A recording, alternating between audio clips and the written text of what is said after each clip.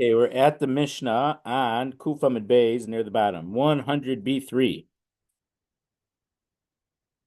Hamama'enes. So Vahashniya Vahailanis. A ma'enes is a girl who was married off. Her father died, and she was married off by her mother and her brother.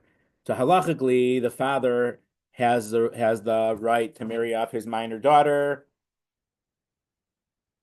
Um, But when he dies, the brother and the sister and the mother don't have that right. So in such a case, if she refuses to stay married to the guy before she becomes a bas mitzvah, so the marriage is annulled. It's less than a divorce. It's like annulled. Shnia is secondary cases of arayos. So the immediate arayos are the incestuous relationships, and those are in the Torah, and there's a death penalty for them. But then there's some cases that the Rabbanan said as a safeguard, as a fence around the cases of incest, they say you can't marry this relative either, but it's as a Rabbanan to strengthen the diraisa of incest. So that's a secondary case of incest. An islandess is a woman who never physically matured into a woman. So halachically, she is the state of doubt called an islandess that we mentioned much earlier in the Masechta, probably in the third parak. So we have a Kitana and then a Nara around age 12. A girl starts bringing signs of physical maturity. So then she becomes a katana, and for 6 months, and then 6 months later she becomes and she's a nara for 6 months, and then she becomes a gedola. So the islandess is a girl who never brought signs of physical maturity. So it's machlokas beishama beisil. I think that we paskin that if she's age 20 and she still hasn't brought signs of physical maturity, so then she has the status of an islandess. So in the case of an islandess, most people wouldn't want to marry an islandess because they can't have kids and for other reasons. So, or if you married her and it ends up that she's an islandess, the man probably wouldn't have married her if he known she would have been an islandess. So if he would have married her when she was a katana and it ends up that she's an islandess 10 years later, whatever, we find out or that she's an islandess. So it was like a case of mekachtos, it was a false sale on, it was a, he would never have done um, he never would have married her had she known she was an islandess. So it's what we call a mekachtos, a false sale. So in those cases, ein lahem ksuva, so they don't get their ksuva below peros, and if they had brought in some uh, property and stuff into the marriage, they don't get any payment for the derivative or the actual fruit that was um, developed on those. So remember, we learned before that there's nichse malug, the husband get the benefit of those fields. So this is talking about nichse tzon barzel, the ironclad property, which she brings in and she gets out, and the payros do not belong to the husband. So that's what that's talking about. Velomizonos, and she doesn't get support if the husband died. They won't feed her below, and she doesn't get to keep the worn out clothing, which we learned about quite a while ago already.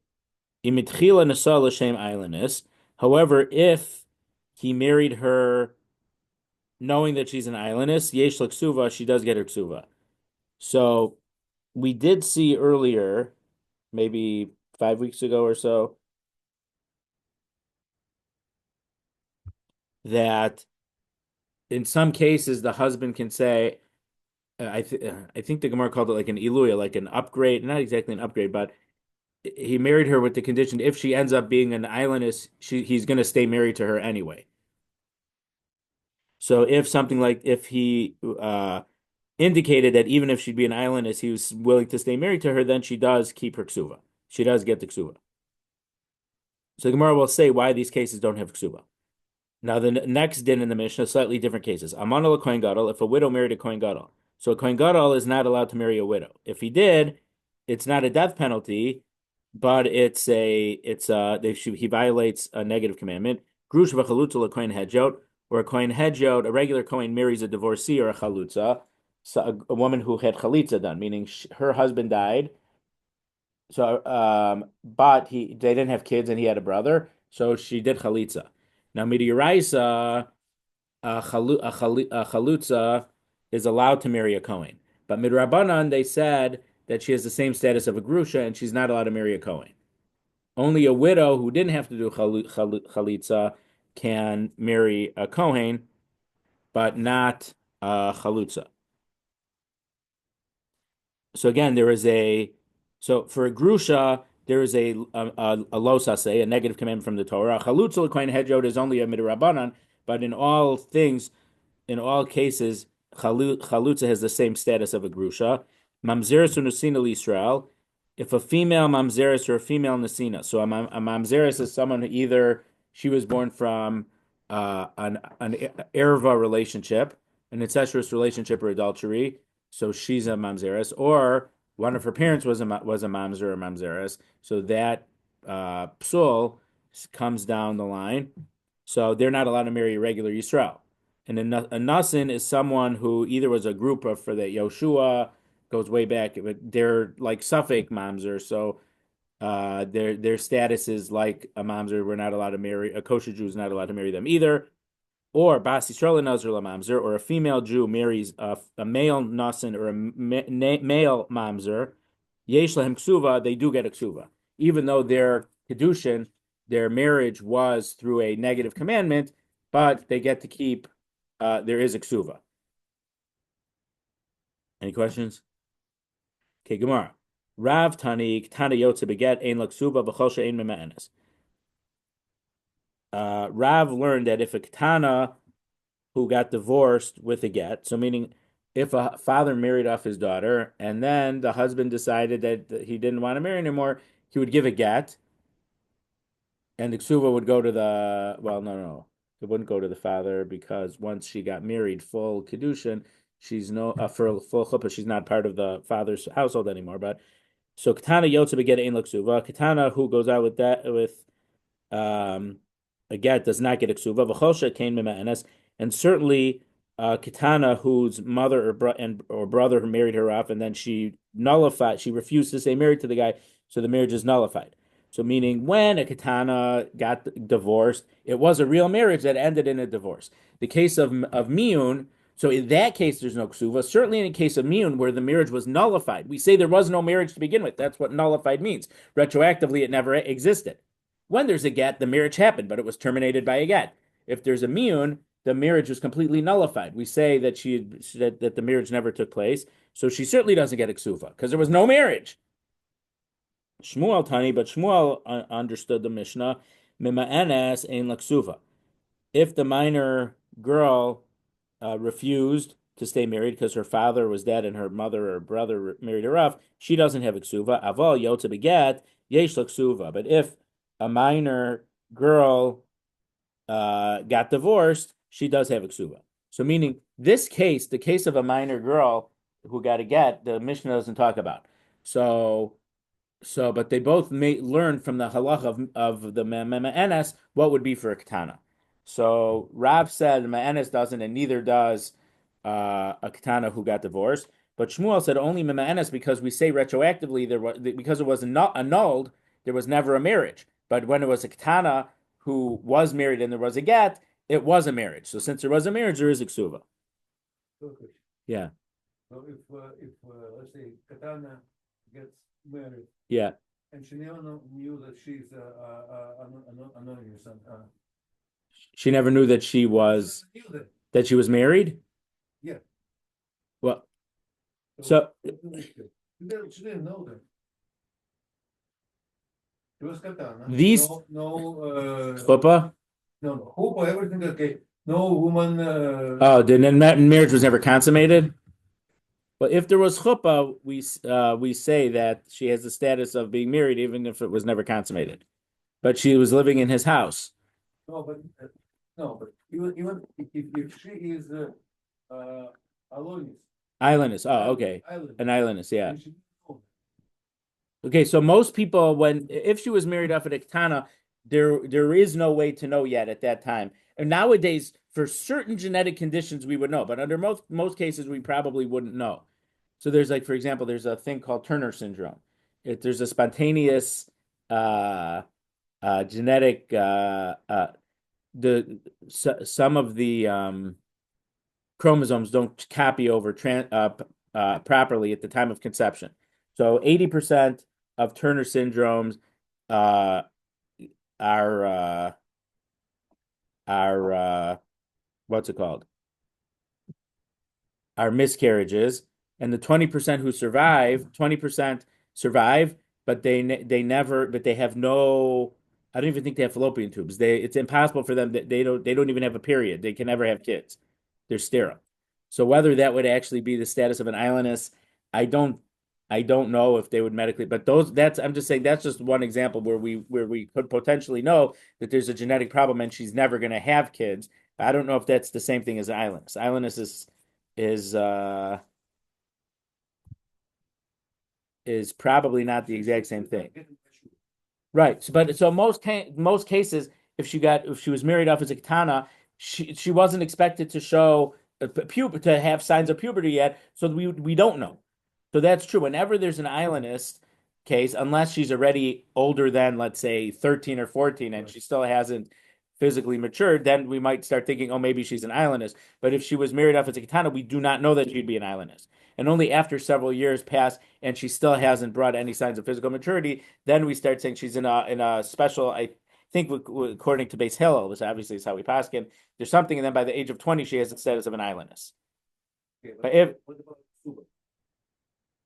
I mean, if she got divorced in the meantime, if husband decides to divorce, if it was, if I remember correctly, in the halacha is that she remains, she doesn't get the full status of islandess until age 20. So beforehand, I don't know. But if it's after she's age 20, then she wouldn't get a ksuva. No. If she didn't know. No one knows. But by age 20, the halacha is she has the status of an islandess.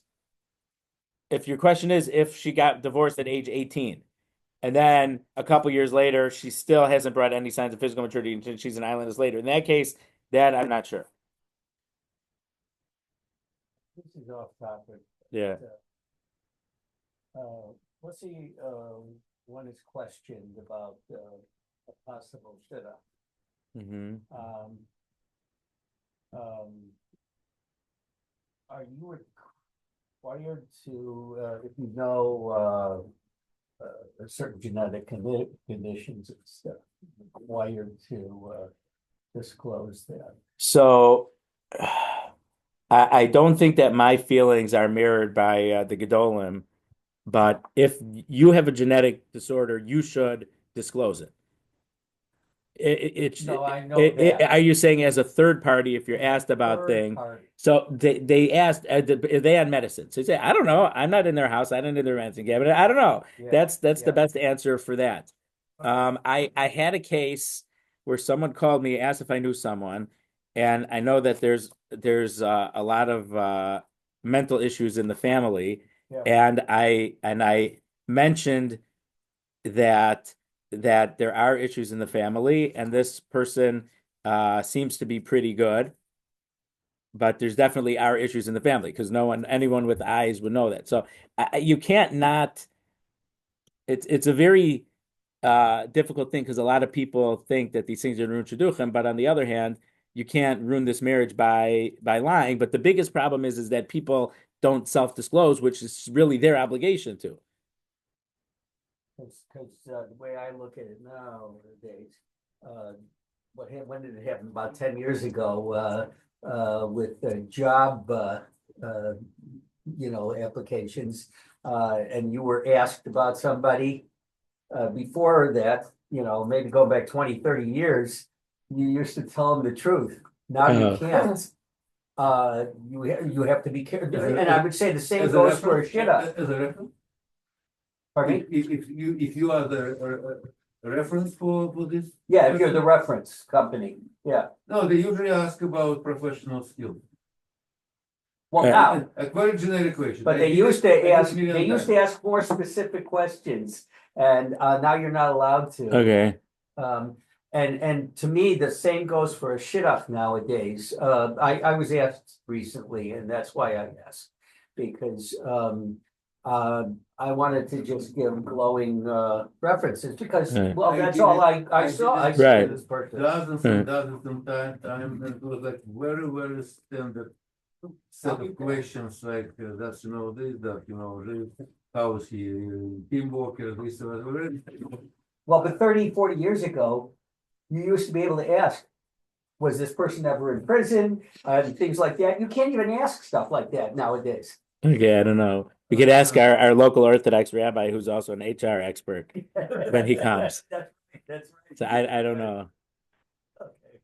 All right. Just It's a fair question. I was thinking because when you mentioned about the genetic conditions, that's why I. Right, so I'm just saying, so is a genetic condition that would preclude her from having children, is that the same thing as islandness? Not necessarily. There's some overlap, but I think if you draw the Right. Venn diagram, they're not exactly the same thing. Right. Okay. Okay. So Gemara 100b4. Rav Tani. Oh wait, we already started with Rav and Shmuel. Okay, so now we're on 100b5. So basically, the machlokas between Rav and Shmuel. The Mishnah doesn't say what about a katana who gets divorced, but there's machlokas amorai between Rav and Shmuel. Rav says that a katana who got divorced does not have a ksuva, and Shmuel holds that a katana who got divorced does have a ksuva.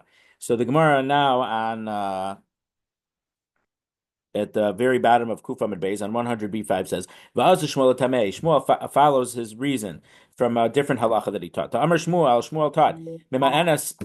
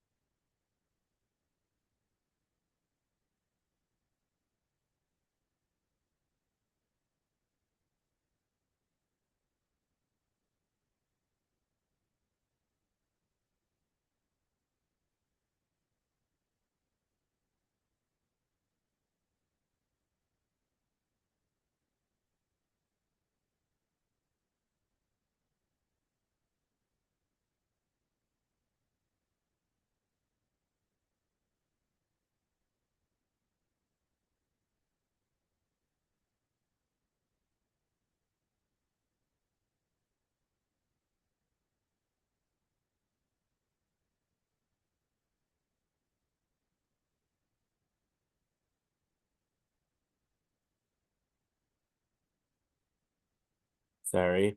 So Shmuel had a different teaching. A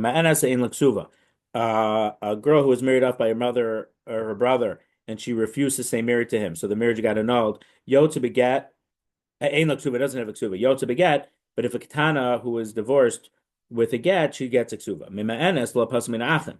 In the case of miyun, she is not forbidden to marry this guy's brother. So meaning normally she couldn't marry this guy's brother because it would be a case of erva. Even a former sister-in-law, your brother's ex-wife, you're not allowed to be to marry while the brother's still alive. But because the marriage was nullified, they were never considered married, so a different brother could marry her later. Velo Salamina Kahuna, and she is not ineligible to marry a Kohen, meaning she is eligible to marry a Kohen because she's not considered a grusha. Yo to beget psalminachin. However, if a minor girl was divorced with a get, she's not allowed to marry any of the brothers because they were married. Upsalamina kahuna, and she's not allowed to marry kahuna. A girl whose marriage was annulled, she does not need to wait 3 months if she wants to get remarried. Now, what exactly this case could be,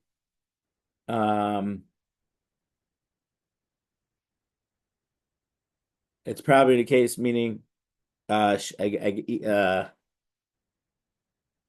she became a Nara in the meantime, or possibly, according to some opinions, uh, maybe she accepted her own kedushin even though she was a Ketana, which is a different shaila.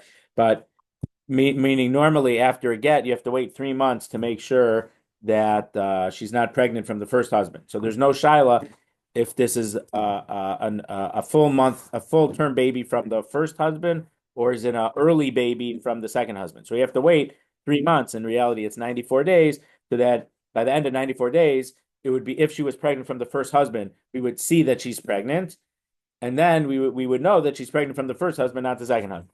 So that's called havchana, to know, in order to know who the father is. So as we turn to, so because the marriage was annulled and she's a katana, Rashi points out, uh, Rashi says, because the Nisuan was uprooted, it was nullified, and it's not included in any of the takanos. This was a takana that the Chachamim instituted. So they never instituted in this case because they said she's never married. But if she got a divorce, she does have to wait 3 months. So Rashi points out, even though she's a katana, so she's not capable of having a baby yet, the Chachamim didn't make a distinction, and they said once she had a full wedding and a full divorce, she has to wait 3 months. Even though she's still a katana, it's impossible to have a baby. My Kamash Milan. So what is the chiddush of Shmuel's statement here with all these halachas he just mentioned? Tanina kulhu, because all of these were taught already in Yevamos, and here's the brisa or the mission of Yevamos. Hamama'enes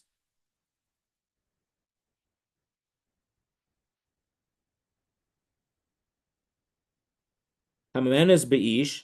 If a minor girl refuses to stay married to the husband, who he's allowed to marry her relatives, and she's allowed to marry his relatives because they're not considered that they were married, so they're not an erev. He doesn't disqualify her from marrying a kohen. Nothing like that. But if a husband gave a katana a get, he's not allowed to marry her relatives, but he has and she is not allowed to marry his relatives, and he disqualifies her from a kohen. So what's Shmuel? Why do we Shmuel need to teach us if it's already a Mishnah? And I've mentioned many times, based on something Moshe said in a share in Hanukkah from 1999. That's when I first heard it. Is that Rabbi Yehuda Nasi wanted to minimize the amount of Torah Shabbal Peh that was written down, or even according to the opinions that he didn't prepare a written text, but even an oral text was not permitted until he felt that the time was needed. He didn't. Even the Amoraim wouldn't have said something if it was already an explicit Mishnah or a well-known teaching, because they didn't need to add to the Torah Shabbal Peh either. We still wanted to minimize the amount of a formalized Torah Shabbal Peh. So why would Shmuel have said something if it was already taught in a Mishnah or a Tosefta in Yivamos? So the Gemara says, well, there's one a part of his ruling that the Mishnah didn't cover. He needed to teach us the halacha of waiting the 94 days before she gets remarried. The lo tanan, because that was not taught in the Mishnah. So the other halachas were already learned in that Mishnah, but because he had to teach this halacha was not in the Mishnah, that there's no havchana, we don't have to wait the 94 days. So he mentioned the other things, even though those were already mentioned in the Mishnah. Lema ketanoi. Let's say the machlokas between Rav and Shmuel. If a ketana who got divorced gets a ksuva or not, that Rav says she does not get a ksuva, Shmuel says she does get a ksuva, is really a machlokas tanoim, because there's a brayser. Rabbi Eliezer Omer ein ma'aseh ketana klum. Rabbi Eliezer says anything that a woman does in regard to marriage, a ketana, it's not valid. It's as if nothing happened. The ein bala zakai b'mtziasa, and if somehow they got married, she's not considered his wife, that the husband would keep the mitzia, a lost object that she found. He wouldn't. So this is talking about if she married herself off. Obviously, if her father married her off, then they would be married. But if she did it herself, it has no bearing on that. If she married herself off, the husband doesn't get to keep her job. If she was a child laborer in the knitting mills or whatever, I'm being a little not serious right now with the child labor stuff. This husband can't annul her vows because halachically he's not a husband because she is a katana. She's a minor. She's not able to make these decisions of kinyan. Vein Yorsha, if she dies, he wouldn't inherit her. Vein Mitamala, if she dies and he's a Kohen, he cannot become Tameh. Klalo Shel Davar, the general rule is Eina Ki'ish L'chal Davar. She is not his wife for anything. Ela Shetricha Miyun, but she does need Miyun in order to nullify the marriage or annul the marriage. And Rabbi Yeshua, Mermasida Klum, Rabbi Yeshua says the action of a katana can affect something of a marriage. And if she did, the husband can. And so if she finds a lost object, it's the husband keeps it. And if she works, the husband gets her salary. And her husband can annul her vows, be Yorsha. And if she dies, he can inherit her. And if he's a Kohen, he can become Tameh for her to go, or he has to become Tameh to her to go to her burial. The general rule is she is like a full wife, except she is allowed to end the marriage with this annulment called miyun. So lema Rav Damar Rebbe Eliezer. Let's say that Rav holds like Rebbe Eliezer. So even if a katana got married, it's not considered any marriage at all. So therefore, she doesn't get a ksuva. Ushmuel Damar Rebbe Yeshua, and Shmuel holds like Rebbe Yeshua that they are considered married. So if there was enough of a marriage that ended with a divorce, Shmuel holds like Rabbi Yeshua, and she would get a ksuva. Even though the Rav and Shmuel don't say anything about ksuva, but we're trying to say that the machlok between Rav and Shmuel is the same thing as the machlok between Rabbi Lazar and Rabbi Yeshua. So the Gemara says no. Halibid Rabbi Lazar kuliyama lo pligi. In regard to Rabbi Lazar, there's no argument between Rav and Shmuel that she doesn't get a ksuva. They all agree, according to Rabbi Eliezer, there is no marriage at all. He pligia leave it to Rabbi Yeshua, but they argue according to Rabbi Yeshua. Shmuel, Rabbi Yeshua, Shmuel holds like Rabbi Yeshua that the marriage does take effect. So therefore, if they get divorced, she receives a ksuva. But Rav, who says that a katana doesn't get a ksuva, ad kan lokam Rabbi Yeshua hasam elamidideh. Everything that Rabbi Yeshua mentioned in this Mishnah were things that an obligation that goes from the wife's side to the husband's side.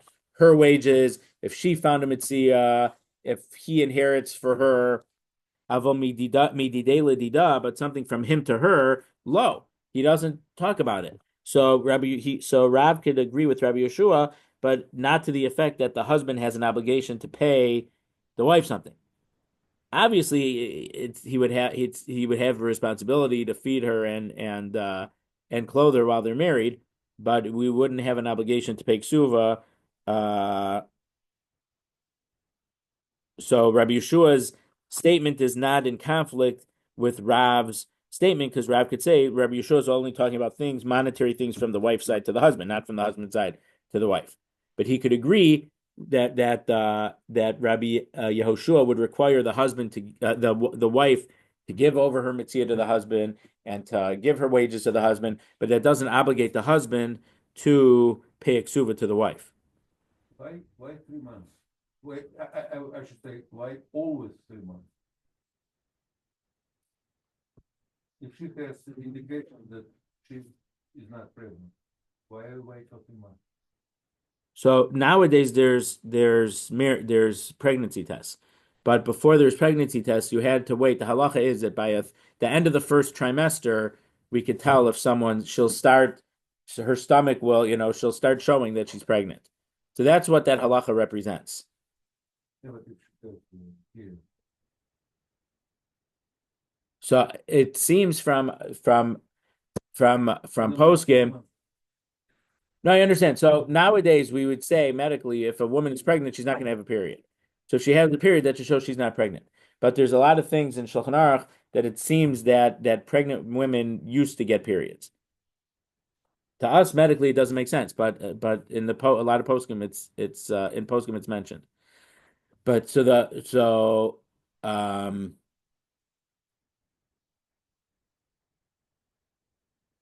in some extreme cases, not common cases, some rabbanim might allow a pregnancy test, a negative pregnancy test to take effect. But normally in a regular case where she got divorced, they won't rely on that. The Chachamim said 94 days, you have to wait 94 days. There's no shortcuts around it.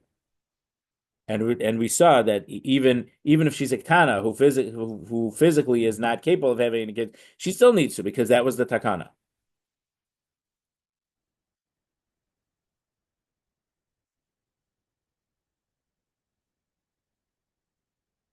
Below blows and not worn out clothing. Amar le Rav Huna bar Chia Rav Kahana. Rav Huna bar Chia said to Rav Kahana, Amar le Mishmein de Shmuel, you told us in the name of Shmuel, Lo Shanu ala Nichsei Malug. The Chachamim only talked about the Nichsei Malug property, which is the husband has a right to the payros. Avon Nichsei Ton Barzel Islahu. But if this clothes was iron, Ton Barzel literally means iron sheep. But iron sheep stuff, it's written into the ksuva that she's bringing this much in. So therefore, if they get divorced, he would have to give an equal amount back. But for that, nichse tzon barzel islahu. But if these worn out clothes were nichse tzon barzel, she gets to keep those worn out clothes.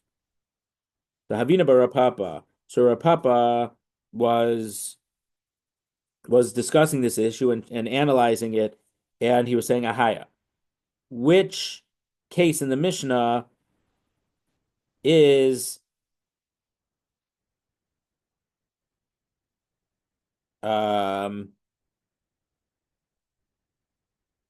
was this talking about? And as if it's talking about the girl whose marriage was nullified, the case of Miyun, if she still has the clothes at the time Miyun, Idi Shakla, she should take both the Nichsei Melug and the Nichsei Tzon Barzal. And if the clothes don't exist, Idi Lo Shakla, she shouldn't get either of them because they don't exist anymore. Ella Islanders. So maybe this case that she gets to keep the Nichsei Tzon Barzal clothes, worn out clothes, is talking about an islandess. So if the clothes still exist, Idi Shakla, she should take them whether it's Tzon Barzal or Nichsei Melug. How come this statement was only for Nichsei Tzon Barzal? The Idalis, no, and if they don't, if the clothes aren't there, he should have said the opposite. Nichsei Melug de Bershu Sa Kaimi. The Nichsei Malug that is in her possession, Islahu, she gets to keep down, but Nichsei Tzon Barzal, Laber Shu Sakaimi, but the Nichsei Tzon Barzal, which are not in her property because they're in the husband's property, Leis Laho, she shouldn't get it. So this statement couldn't be about an islandess either. So Ella Shnia must be talking about a case where it was a woman who was an erva Rabbanan, on an incestuous relationship only on a Rabbanan level, but Midiyarai, they would be allowed to get married. So why does she not get to keep all of the worn out clothes? The Chachamim punished her and said, "We're not letting you keep this because Chachamim said you shouldn't have gotten married because Midrabanan, this is an incestuous relationship. So we, who had instituted some of these protections for the wife in the Ksuva, we are saying that you forfeit that right. You didn't listen to us for that, so we're not allowing you to take this thing which midrabanan we allowed some women to take. Does that make sense? The fact that she gets to keep the clothes is a rabbanan part. It's not part of the diraisa part of Ksuva. So the Chachamim said, since you didn't listen to us because we said you two are not allowed to get married, because you're a midrabanan erva, so you don't get to keep this thing with which only midrabanan belongs to you. That's what it's saying.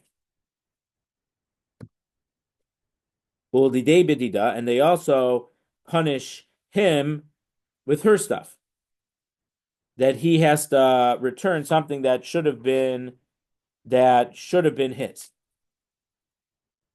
So therefore, she gets to keep the Tzon Barzal worn out, but not the Nichsei Malo.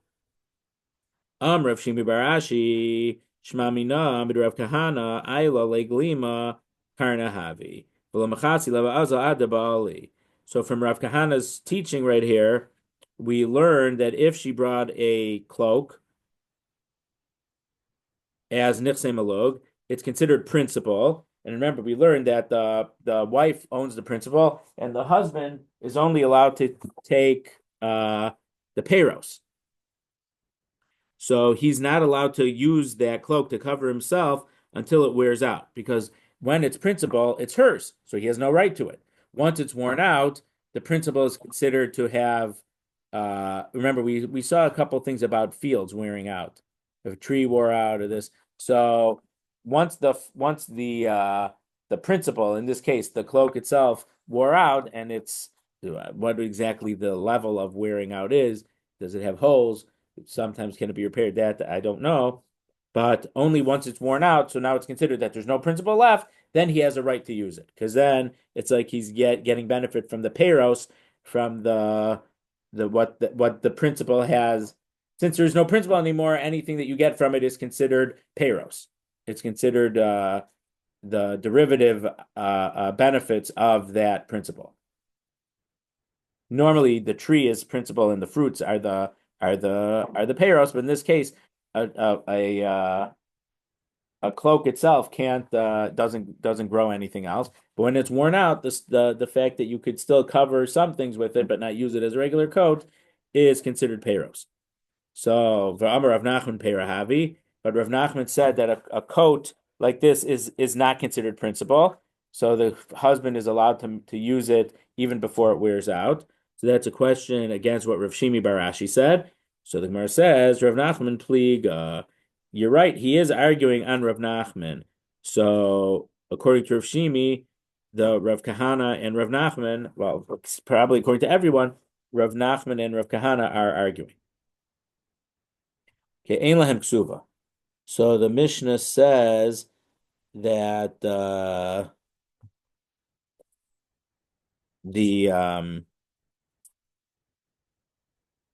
Ma'anis, the Shni, and the Islandis don't get the Ksuva payment. Amar Shmuel says Lo Shanu Ela Masayim. We're only talking about the main Ksuva, which normally would be 200 for a basula, which he's a ketana, which is probably a basula. Aval Tosefes Yesh. But if the husband added on anything else, the Tosefes she does get to get. Tanin, she does receive. Taninami Hacha, we have a brisa like this. Nashim Shem Chachamim Ein Lahem Ksuva. Women that the Chachamim said they don't have a Ksuva, Kagon Hamamanes V'Chavroseha, like a Katana who refused to stay married, so the marriage was annulled. And similar women to her, meaning the other case in our Mishnah, the Islandess and the Shnia, Ein Lahem Masayim, they don't get the 200 principal amount of the Ksuva, but they get the extra. Nashim Shemer Chachamim Yotzos below Ksuva, but women that the Chachamim says they are forced to be divorced and not get a Ksuva could go on Overis Aldas V'Chavroseha. So Overis Aldas literally means someone who transgresses the law of Moshe. But we learned a while ago what some of those cases were, whether she fed him treif, or possibly if she doesn't cover her hair, or possibly she's very screams out while they're having relations, so the whole neighborhood hears her, or whatever those cases were. Ein lahem tosefes, they don't get their extra, and they certainly don't get the ikr ksuva either.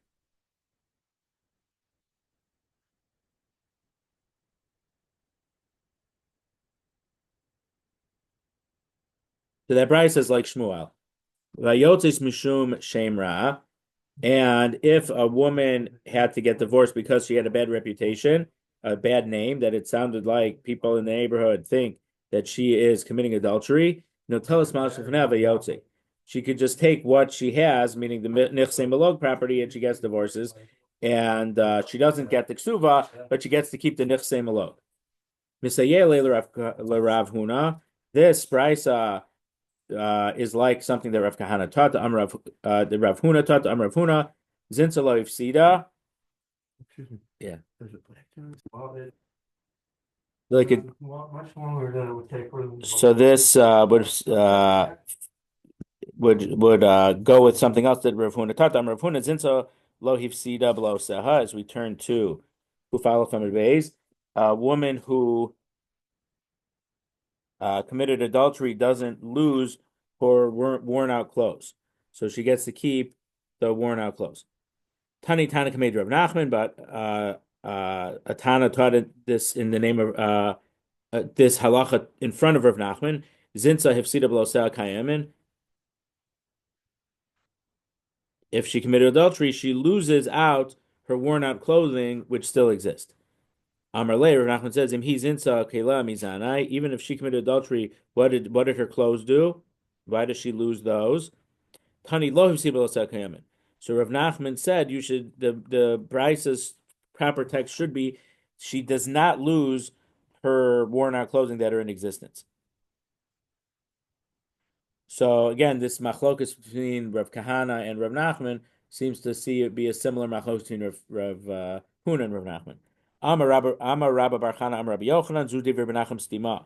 So Rabba Bar Chana said in the name of Rabbi Yochanan. This is the opinion of Rabbi Nachum that there was a stam brisa according to Rabbi Menachem.